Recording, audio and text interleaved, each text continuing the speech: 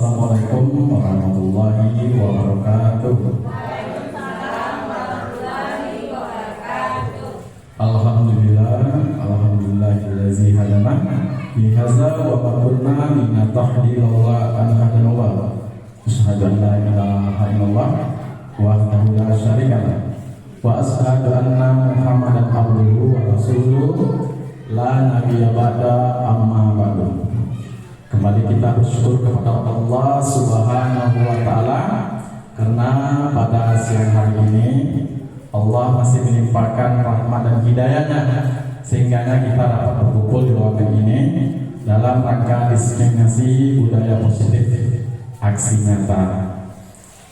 Yang kami hormati Bapak Ibu Majelis Guru SDN 14 Sungai Sirah. Nah, pada hari ini kami akan melakukan salah satu aksi nyata dari modul 14 yaitu pendidikan calon guru penggerak Kabupaten Pesisir Selatan. Nah, di sini kami akan mengimbaskan tentang bagaimana itu budaya positif di lingkungan sekolah. Namun sebelumnya Bapak Ibu perkenalkan di hadapan ini ada fasilitator, beliau bernama Yanti Agustina, beliau merupakan kepala sekolah TK.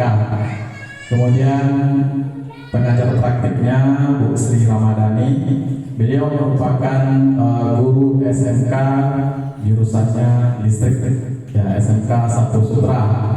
Kemudian kami sendiri merupakan CDP Angkatan 8. Nah, selamat datang semuanya Bapak Guru hebat. Mari kita belajar, berkolaborasi, saling mendukung demi mewujudkan disiplin positif di sekolah kita ini. Nah, ini berupa rancangan tindakan aksi nyata. Nah, latar belakangnya kenapa kami melakukan aksi nyata tersebut? Seperti kita ketahui, murid itu tidak suka peraturan. Kenapa? Karena selama ini jika mereka melakukan pelanggaran itu maka akan mendapatkan hukuman dan cenderung akan mempermalukan dirinya tersebut.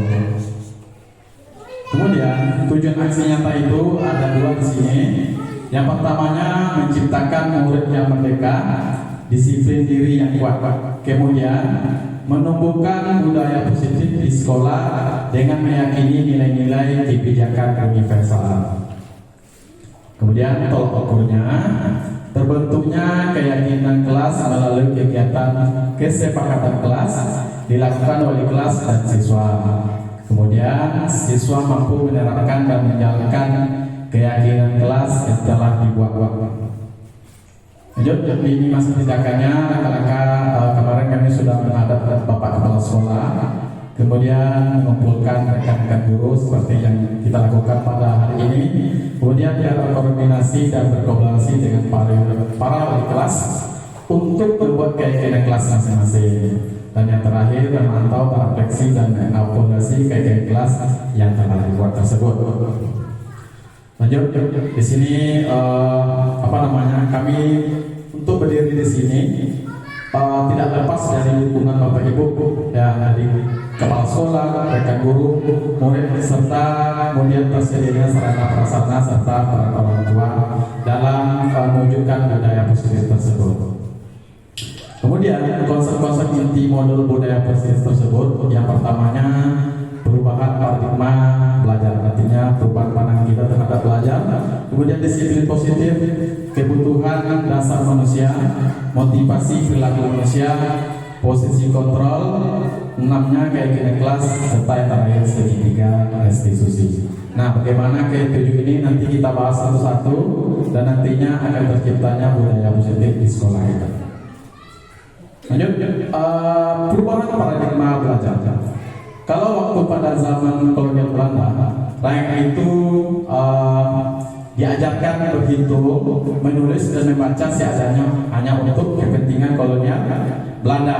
Nah, rakyat kita itu dipaksa belajarnya itu tujuannya untuk mendukung agar kekuasaannya di Indonesia waktu itu bertambah-tambah. Nah, kalau sekarang pendidikan paradigma baru Pendidikan berpusat pada murid untuk mencapai kebahagiaan lahir dan batin setinggi-tingginya. Kemudian pendidikan paradigma baru itu pembelajaran yang berorientasi pada penguatan kompetensi dan pengembangan karakter yang sesuai dengan nilai-nilai Pancasila. Pembelajaran paradigma baru memastikan praktik pembelajaran yang berpusat pada murid, yang mana setiap murid belajar sesuai dengan kebutuhan tahap perkembangannya untuk menunjukkan profil pelajar Pancasila. Nah, bagaimana profil pelajar Pancasila? Seperti yang kita ketahui, yang pertama beriman dan bertakwa kepada Tuhan Yang Maha Esa, berkebinekaan global, gotong royong, kreatif, bernalar kritis dan mandiri. Nah, disiplin positif dalam budaya kita makna kata disiplin dimaknai menjadi sesuatu yang dilakukan seseorang kepada orang lain untuk mendapatkan kepatuhan. Sebagai pendidik, tujuan kita adalah menciptakan anak-anak yang memiliki disiplin diri sehingga mereka bisa berperilaku dengan mengacu pada nilai-nilai kebajikan universal dan memotivasi motivasi intrinsik bukan ekstrinsik. Artinya motivasi dari dalam, bukan dari pengaruh dari luar. Nah, disiplin positif tersebut merupakan salah satu cara penerapan disiplin yang bertujuan untuk menumbuhkan kesadaran anak untuk melakukan sesuatu tanpa hadiah, ancaman ataupun hukuman. Nah, sesuatu anak melakukan pelanggaran atau segala sesuatunya karena kita itu manusia memiliki kebutuhan dasar manusia. Yang pertamanya bertahan hidup, misalnya dengan makan, minum. Kemudian kebutuhan kita akan kasih sayang dan rasa diterima. Kemudian penguasaan.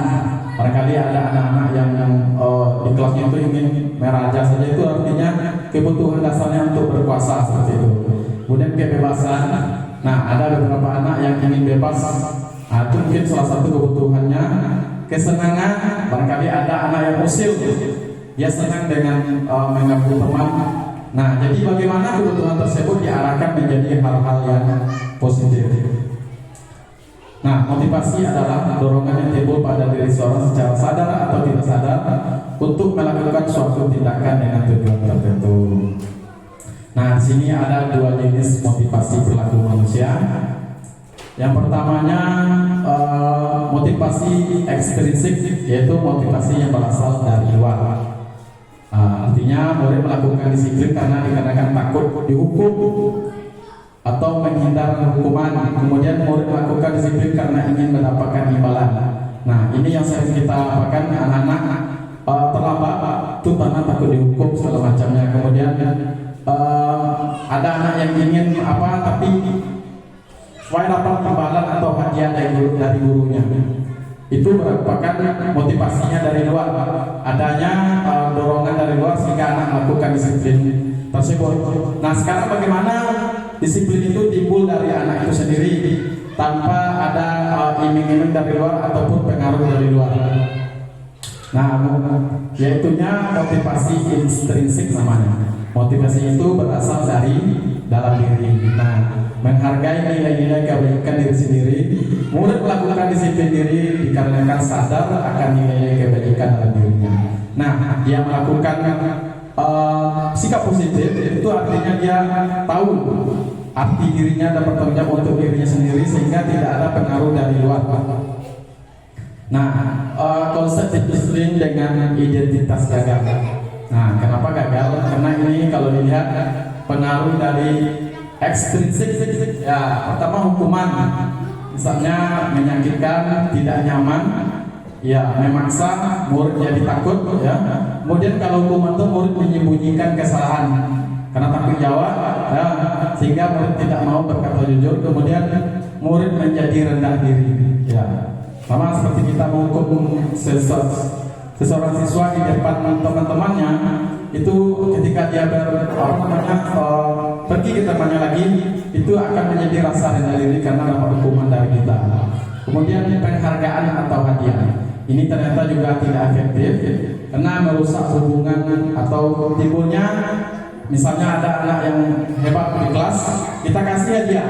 Jadi yang yang nggak hebat itu akan timbul rasa iri terhadap temannya. Kemudian mematikan kreativitas. Selanjutnya menghukum dengan sistem ranking.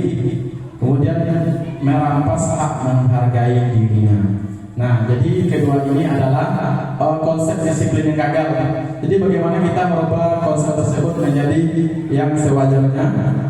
Nah, ini konsep disiplin dengan identitas sukses. Nah, ini konsep disiplin seperti inilah yang nanti kita harapkan di sekolah kita ini, sehingganya akan timbul disiplin positif terhadap diri siswa.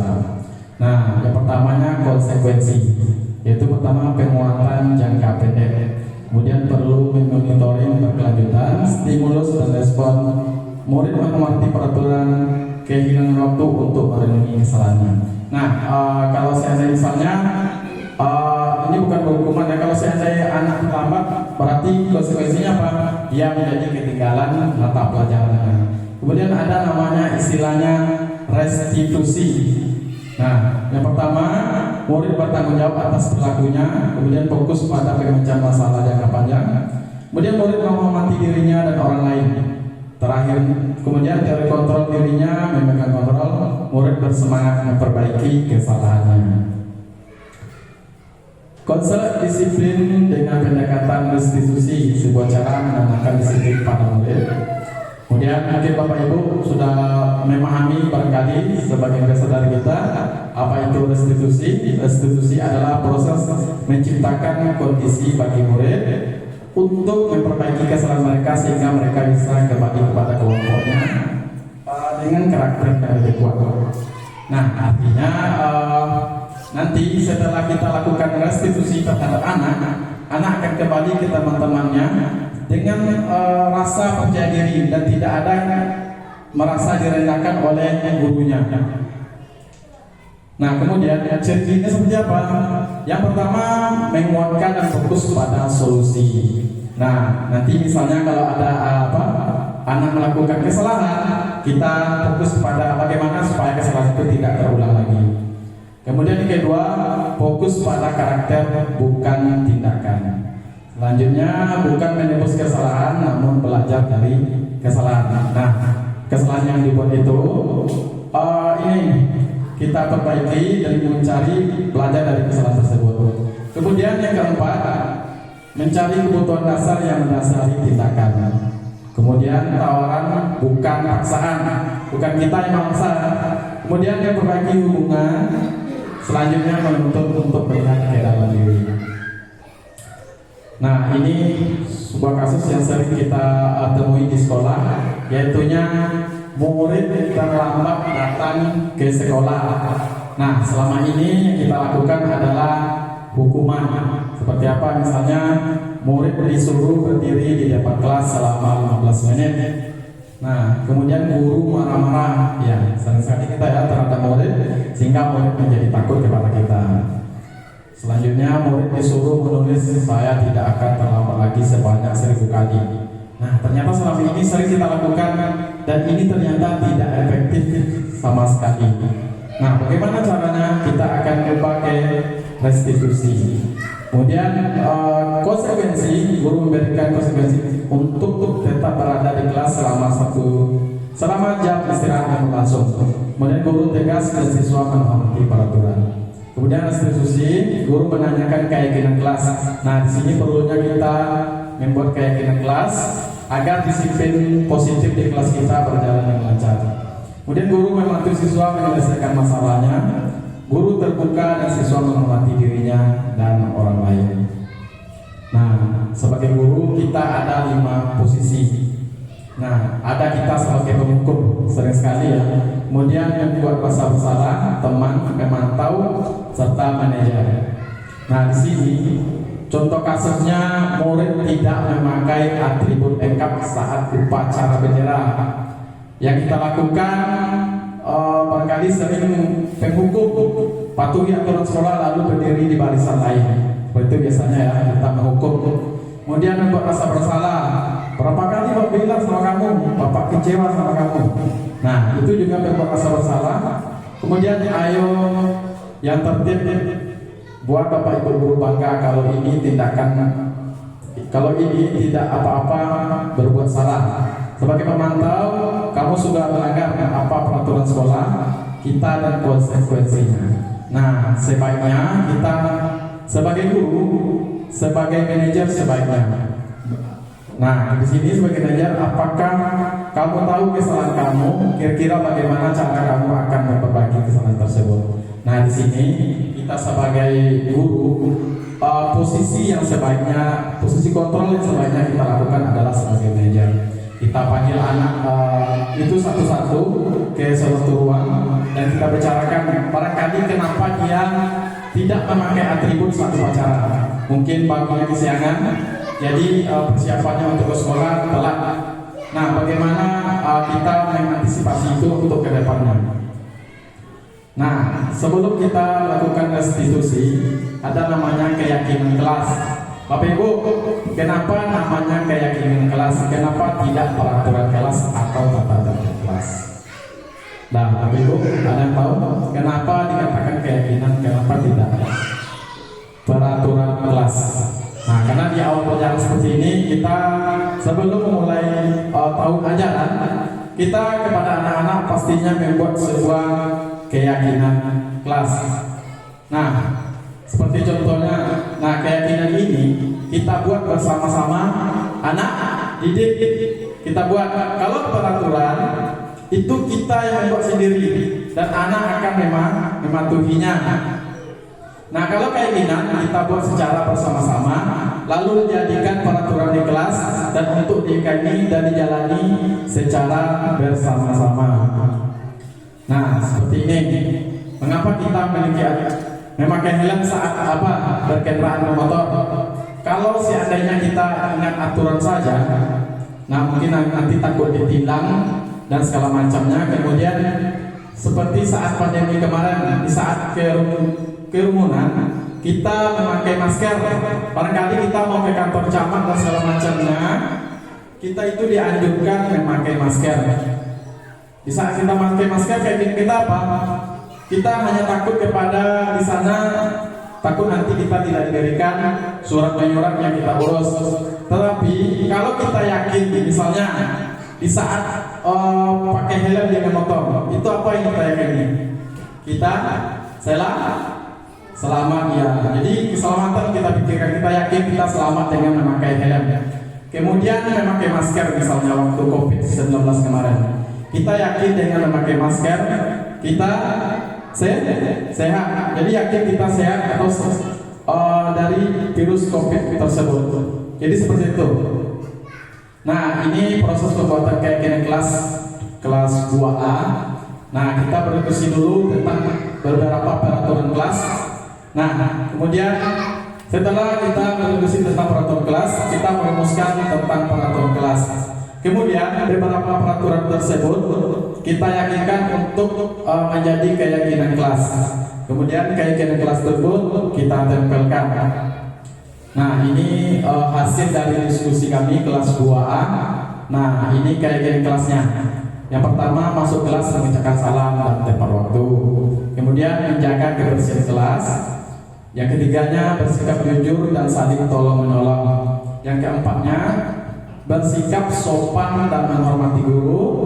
Yang kelima, hidup rukun dengan teman. Yang keenam, memakai seragam rapi dan bersih serta sesuai aturan sekolah. Nah, ini sudah kami yakini atau kami sudah lakukan di kelas 2A. Seandainya ke depannya nanti ada anak yang melanggar keyakinan kelas di sini, baru kita katakan, kita panggil, kira-kira keyakinan kelas mana yang kalian kamu langgar. Bagaimana ke depannya supaya kamu tidak lagi melanggar keyakinan kelas kita. Anak-anak tidak terberat karena dia sudah sepakat ini diyakini untuk kelasnya. Nah, bagaimana pembentukan kelas, keyakinan kelas? Nah, lebih abstrak dari peraturan. Kemudian sedikit saja. Nah, tidak perlu banyak-banyak Bapak Ibu. Kita buat paling banyak 6, 4. Nah, biar anak hafal aturan atau keyakinan kelasnya. Kemudian berupa pertanyaan umum atau universal. Kemudian sesuai dengan kondisi kelas. Nah, lihat dulu kelas kita, kelas tinggi atau kelas rendahnya, atau bagaimana kondisi anaknya. Kemudian dibuat dalam bentuk positif. Nah, tidak boleh seperti ini misalnya. Misalnya anak yang terlambat harus push up seperti itu kan tidak positif. Nah, yang terakhir semua wakil kelas dilibatkan pada saat kekuatan. Nah, di sini di saat keyakinan kelas ini kami berdiskusi dengan siswa, tidak guru sendiri, untuk menciptakan keyakinan kelas tersebut. Nah, di sini ada tahapan segitiga restitusi. Nah, ini apa namanya segitiga restitusi ini ada namanya validasi kebutuhan, menstabilkan identitas dan menanyakan keyakinan. Nah, ini kemarin kami sudah melakukan kegiatan restitusi di sekolah kita. Salah satu kasusnya itu anak membuang sampah sembarangan. Nah, bisa kita lihat Bapak Ibu.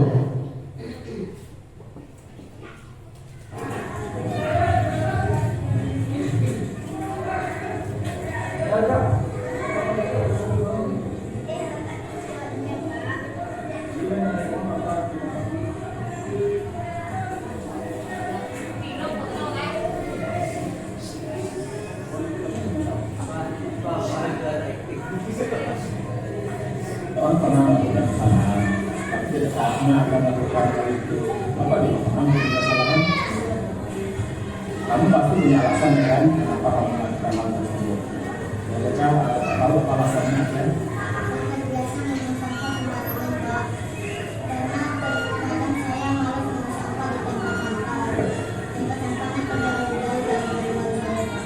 Kamu membuang sampah sembarangan itu banyak atau tidak? Kamu mestinya tidak kayak dunia sekarang. Kelas bukan.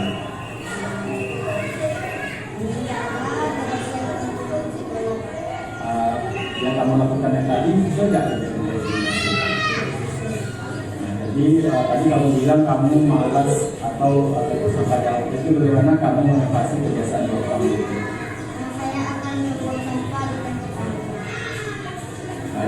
Dan Bapak hargai atas kamu, semoga kamu bisa bertanggung jawab dan berkomitmen atas apa yang katakan tersebut untuk mengubah kesalahan kamu.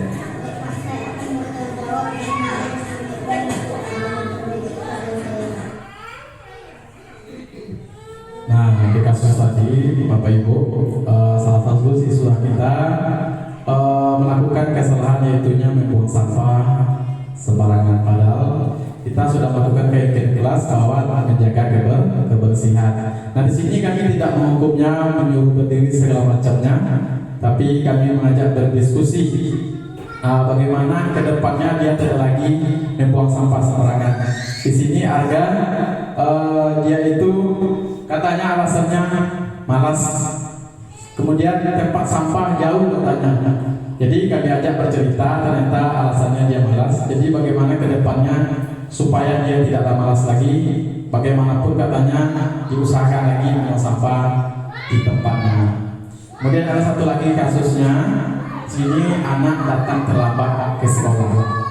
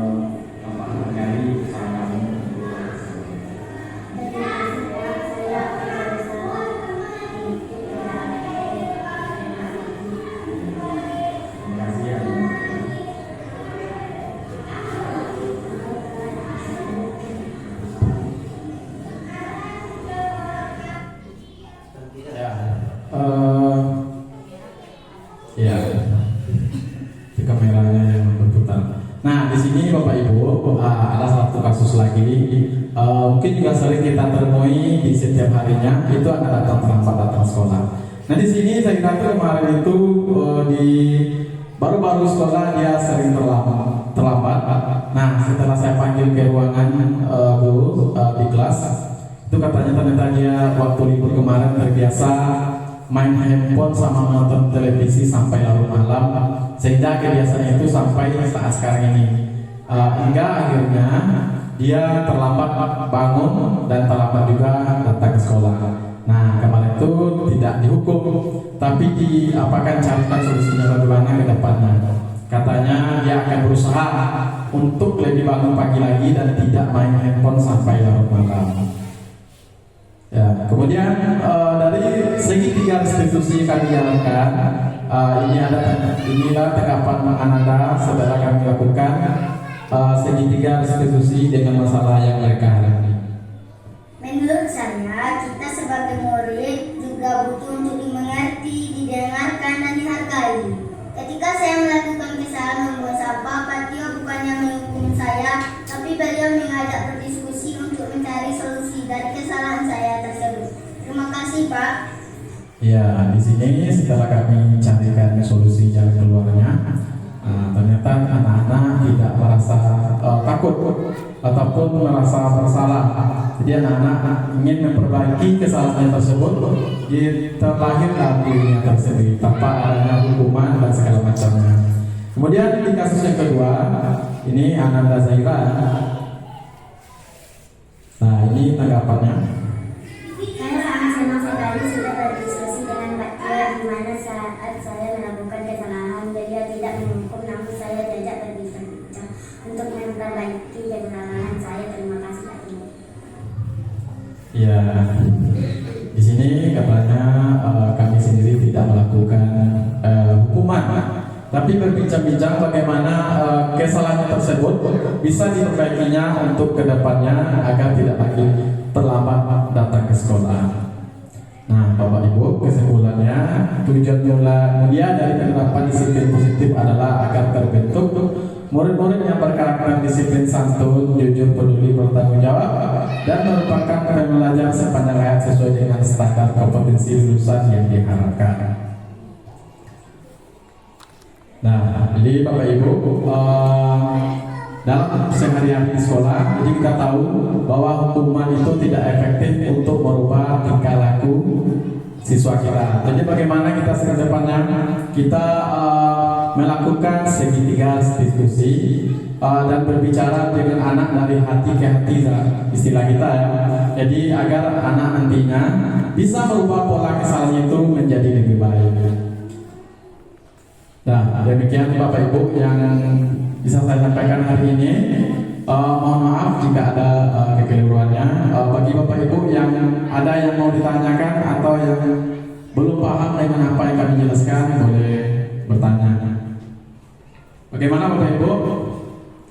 Ya, jadi kedepannya kita berbaik lagi hukuman ataupun tindakan fisik kepada anak-anak kita. Ya, baik Bapak Ibu, demikian yang dapat kami sampaikan. Barangkali ada kesalahan-kesalahan dalam penyampaian, kami mohon maaf.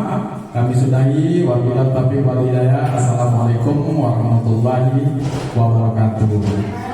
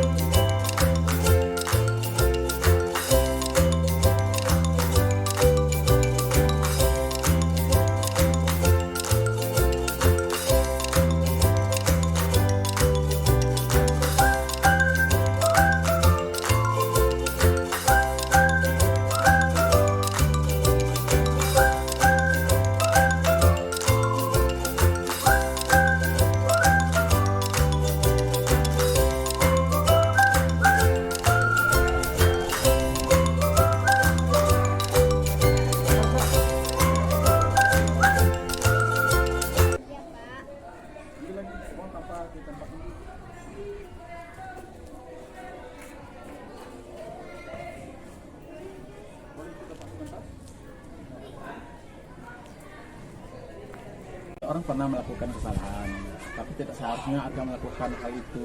Bapak juga pernah melakukan kesalahan. Iya. Kamu pasti punya alasan ya kan, kenapa kamu melakukan hal tersebut. Bolehkah Bapak tahu apa alasannya, Arga?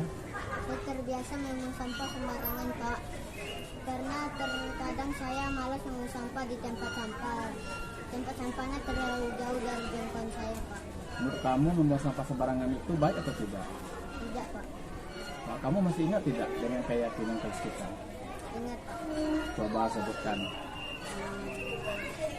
Menjaga kebersihan lingkungan sekolah, Pak. Yang kamu lakukannya tadi sesuai gak tidak dengan keyakinan kelas kita? Tidak sesuai, Pak. Nah, jadi tadi kamu bilang kamu malas atau tempat sampah jauh. Jadi bagaimana kamu mengatasi kebiasaan buruk kamu itu? Saya akan membuang sampah di tempat sampah. Baik, Arga, Bapak hargai apa kamu. Semoga kamu bisa bertanggung jawab dan berkomitmen atas apa yang telah kamu lakukan tersebut untuk mengubah kesalahan kamu. Baik, Pak, saya akan bertanggung jawab dan menjaga komitmen untuk memperbaiki kesalahan saya, Pak.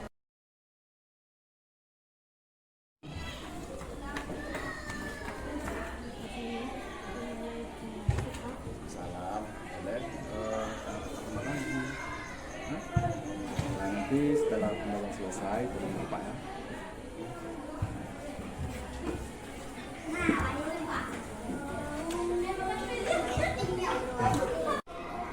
Kenapa saya Pak?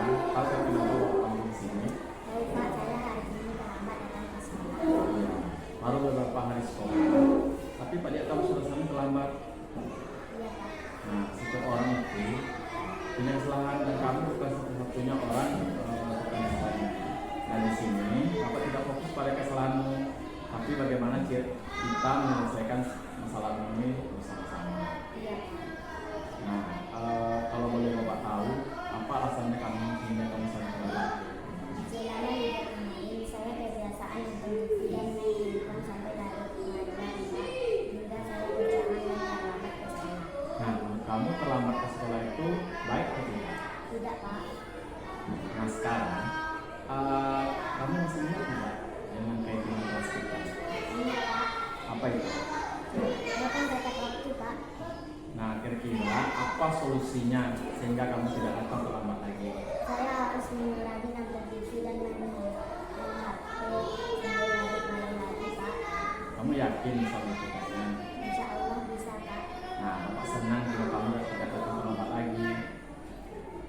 Kemudian Bapak hargai usaha kamu untuk hal tersebut.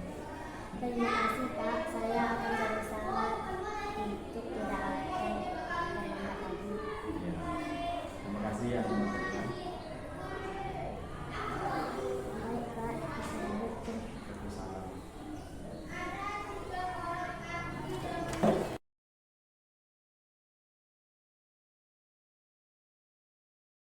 Menurut saya, kita sebagai murid juga butuh untuk dimengerti, didengarkan, dan dihargai. Ketika saya melakukan kesalahan membuang sampah, Pak Tio bukannya menghukum saya, tapi beliau mengajak berdiskusi untuk mencari solusi dari kesalahan saya tersebut. Terima kasih, Pak. Saya sangat senang sekali sudah berdiskusi dengan Pak Tio di mana saat saya melakukan kesalahan, beliau tidak menghukum, namun saya diajak berbincang-bincang untuk memperbaiki kesalahan saya. Terima kasih, Pak Tio.